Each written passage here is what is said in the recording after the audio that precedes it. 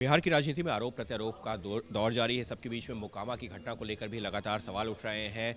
विपक्ष की तरफ से कहा जा रहा है कि ये महाजंगल राज नहीं है। हमारे साथ दिलीप जायसवाल बिहार बीजेपी के अध्यक्ष हैं। दिलीप जी, मोकामा की घटना के बाद में विपक्ष यही कह रहा है कि आप लोग जंगल राज की बात करते हैं, ये क्या है? मैं एक सवाल पूछता हूं विपक्ष से कि बिहार में कितने विधानसभा हैं, असेंबली कॉन्स्टिट्यूंसी हैं?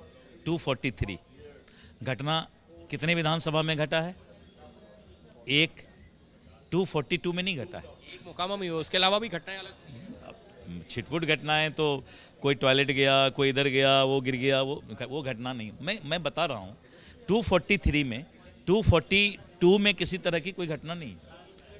एक विधानसभा में घटना घटी है। इसका मतलब है कि ये उस विधानसभा का जो लोकलाइज प्रॉब्लम है, आपस में जो विधानसभा है उस विधानसभा का इतिहास भी बहुत पुराना रहा है कि वहाँ पर गैंग वार चलता रहता है।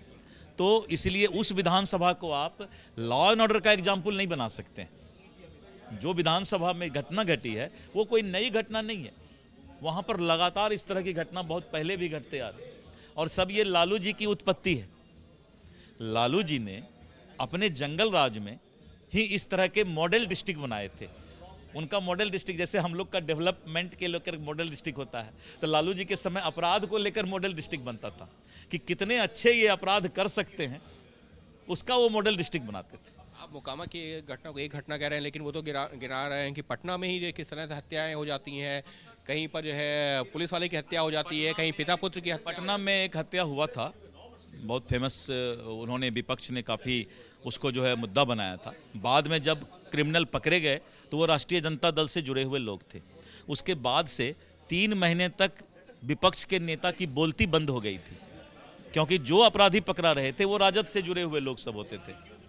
तो उसके बाद वो चुप हो गए, अपराध की बात बोलना छोड़ दिए। क्यों नहीं 3 महीना से आज अपराध का मुद्दा वो उठा रहे हैं? जब तो उठा ही रहे हैं, वो तो कह रहे नहीं, 3 महीना से नहीं उठा रहे हैं। वो आपको पता नहीं है, जब इलेक्शन आज से 3 महीना पहले उनका एक ही मुद्दा था, अपराध। दूसरा मुद्दा था अनएम्प्लॉयमेंट प्लान। तो वो सारे मुद्दा वो भूल गए, क्योंकि जब नीतीश कुमार जी ने रोजगार का परिभाषा उनको समझा दिया, 50 लाख लोगों को नौकरी और रोजगार देकर, और आगे का रोड मैप जब दिखा दिया, तो उनके बोलती बंद हो गए। और हम तो बोले कि विपक्ष को अगर कैटरेक्ट हो गया है, मोतियाबिंद, तो नीतीश कुमार जी ने विपक्ष के लिए एक बहुत अच्छा आंख का अस्पताल खुलवा दिया यहाँ पर, शंकरा अस्पताल। नीतीश जी का जिक्र कर रहे हैं, वो तो कह रहे हैं कि नीतीश जी की तो जो है यहाँ पर कोई सुनता ही नहीं है, और नीतीश जी तो एक मुखौटा है या रिमोट कंट्रोल से चलाने वाली सरकार है। मैं तेजस्वी जी को चुनौती देता हूँ कि अगर नीतीश जी के अंदर आज भी उस जवानी में भी एनर्जी है, नीतीश जी की एनर्जी और तेजस्वी जी की एनर्जी, खाली उसी का कंपैरिजन कर लेना मेडिकल साइंस से ही, या फिर फिजिकल कर लें। परसों बारिश था कल, और 287 किलोमीटर व्हील पावर देखिए नीतीश कुमार का। सारे नेता, जवान नेता घर में सो गए कि नहीं अब तो हेलीकॉप्टर नहीं उड़ेगा, लेकिन नीतीश कुमार जी ने 5 सभा किया उस बारिश के मौसम में, रोड से जाकर किया। ये है नीतीश कुमार जी। तो इससे बड़ा क्या एग्जाम्पल हो सकता है? लगातार यही कह रहे हैं कि भले ही आप लोग कितनी भी नीतीश कुमार की बात कर लें, लेकिन 14 तारीख आएगी, उसके बाद में चेहरा किसी और का आ जाएगा। मैं बीजेपी का स्टेट प्रेसिडेंट बोल रहा हूं कि 2025 फिर से नीतीश। आप रिकॉर्ड कर दीजिए इसको पूरे देश में। स्टेट प्रेसिडेंट से बड़ा कोई स्टेट में नहीं होता। मैं बोल रहा हूँ, वैसे मैं होर्डिंग भी देख रहा हूँ, पर 25 से 30 मोदी और नीतीश कुछ इस टाइप से। मैं 243 विधानसभा में एनडीए कार्यकर्ता सम्मेलन किया, और 38 जिला में एनडीए कार्यकर्ता सम्मेलन किया। हमारा बैनर ही था 2025 फिर से नीतीश। जब सीएम का पद का कुर्सी खाली ही नहीं है, तो फिर उसमें जो है किसी की चर्चा की आवश्यकता नहीं। बस चलते चलते 2 सवाल और। राहुल गांधी भी जो लगातार चुनाव प्रचार कर रहे हैं, वो तो प्रधानमंत्री को लेकर के जिन शब्दों का इस्तेमाल कर रहे हैं, आपने सुना ही होगा। मैं बताता हूँ, पूरे देश की जनता राहुल गांधी को फेस रीडिंग और वॉच कर रही है, उसके बोलने का तरीका को।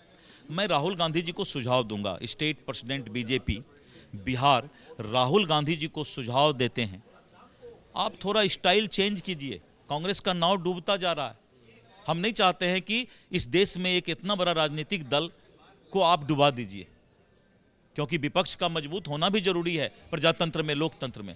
लेकिन आपका जो स्टाइल हो गया है, जिस तरह का आप अपमानित करने वाला बात बोलते हैं, जिस तरह से आप फ्रस्ट्रेशन में है राहुल गांधी जी, राहुल गांधी फ्रस्ट्रेशन में है। हम लोग गांव में बोलते हैं खिसियाई बिल्ली खंभा नोचे, आप उसी बिल्ली के तरह खंभा नोचना शुरू कर दिए हैं।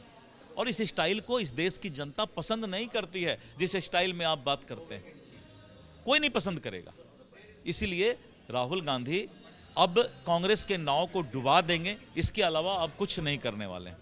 साफ तौर पर आरोप प्रत्यारोप का दौर जारी है। पहले चरण का मतदान जल्दी होने वाला है। सबके बीच में लगातार रैलियां भी चल रही हैं, बयानबाजी भी चल रही है और आरोप प्रत्यारोप का दौर भी लगातार चलता जा रहा है। और जिस तरीके से हमलावर हैं दोनों राजनीतिक दल एक दूसरे के ऊपर, वो वही बता रहा है कि चुनावी सरगर्मियां कितनी तेज हैं। सहयोगी कैमरा पर्सन राजेंद्र सिंह के साथ अंकित गुप्ता, IBP न्यूज़, पटना।